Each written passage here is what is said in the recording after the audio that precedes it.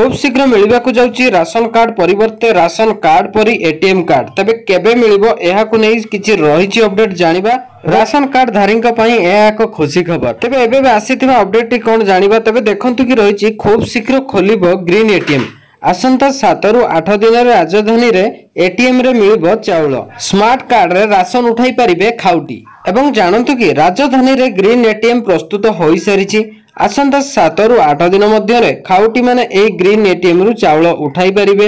राज्य खाद्य जोगाण और खाउटी कल्याण मंत्री कृष्णचंद्र पात्र एही सूचना दैछंती। राशन स्मार्ट कार्ड जरिया रे एही एटीएम रे टंका उठाइबा भली खाउटी ग्रीन एटीएम रु चाउल उठाई परिबे। एटीएम कार्ड भली चाउल कार्ड मध्य आसीबो। जेमिति कि टंका उठाइबा समय रे एटीएम कार्ड पुराइले टंका बाहरे ठीक सेमिति एथिरे कार्ड पुराइबा परिवर्ते चाउल बाहरिबो। यह सर्वप्रथमे भुवनेश्वर ठारे आरंभ करा जिबा परे परे धीरे धीरे समस्त अंचल रे एही चाउल एटीएम मेसिन रो सुविधा जोगाई दिया जे। एवं जानि रखंतु कि तेबे एही ग्रीन एटीएम व्यवस्था देशर 2018 मसिया रु आरंभ होई सारिछि।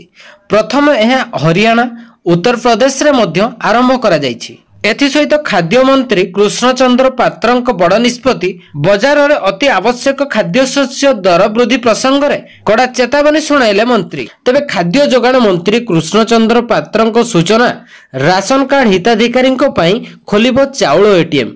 एटीएम भली कार्ड दिया जिवो। मेसिन रे कार्ड व्यवहार करी चाउल बाहर करि परिबे। जदि अधिक किछि जानिबा को चाहुचंती तेबे डिस्क्रिप्शन रे एहार लिंक रहिछि। लिंक रे क्लिक करी समस्त तथ्य जानि परिबे। राशन स्मार्ट कार्ड पई आसीथिबा नुवा लिस्ट रे आपण मानकर नाम अछि कि नै मध्य देखि परिबे।